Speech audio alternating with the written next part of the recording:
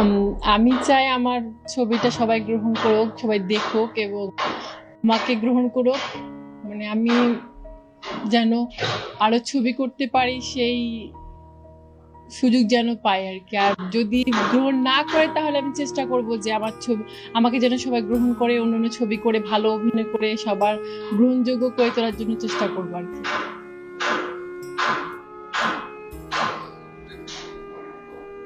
আমার সবচেয়ে ভালো লেগেছে উম শেষের গানটা মানে প্রেম চিরদিনই অমর হয়ে রবে, এই গানটা বেশি ভালো লেগেছে। এই গানটাতে আমি আর বাপ্পারাজ গেয়েছি। আর এটা শিল্পী ছিল উম সাবিনা ইসমুন আর শুভ্রদেব। গানটা গাওয়ার মতো গলা কি আমার আছে? তবু মনে আছে এখন ঠিক কিভাবে। ও